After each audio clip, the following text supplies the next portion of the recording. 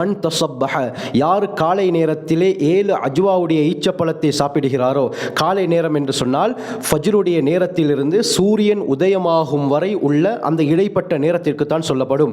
இந்த நேரத்தில் யார் 7 ஈச்சப்பழத்தை சாப்பிடுகிறாரோ, லம் யதுர்ரஹு ஸாலிகல் யௌம சும்முன் வலா சிஹ்ருன், அந்த நாளிலே இவருக்கு சூனியம் செய்யப்பட்டாலும் தீங்கிழைக்காது, விஷம் வைக்கப்பட்டாலும் அதுவும் இவருக்கு தீங்கிழைக்காது என்று ஸல்லல்லாஹு அலைஹி வஸல்லம் சொன்னார்கள்.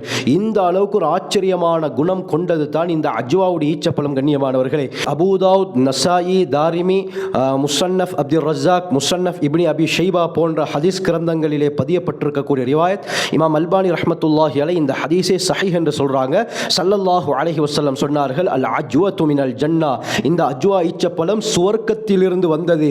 வஃபீஹா ஷிஃபாஉ மினஸ் சும், இதிலே விஷத்துக்குரிய நிவாரணி இருக்கிறது என்று ஸல்லல்லாஹு அலைஹி வஸல்லம் சொன்னார்கள். ஸஹீஹ் முஸ்லிமுடைய ரிவாயத் ஆயிஷா ரலியல்லாஹு அன்ஹா அறிவிக்கிறாங்க, ஸல்லல்லாஹு அலைஹி வஸல்லம் சொன்னார்கள், ஃபி அஜ்வத்தில் ஆலியா ஷிஃபாஉன் ஃபி அவ்வலில் புக்ரா, மதீனாவுடைய உயர்ந்த பகுதியில் இருக்கக்கூடிய கிராமங்களில் விளையக்கூடிய அஜ்வா ஈச்சப்பழத்திலே எல்லா விதமான நோய்களுக்குரிய நிவாரணி இருக்கிறது.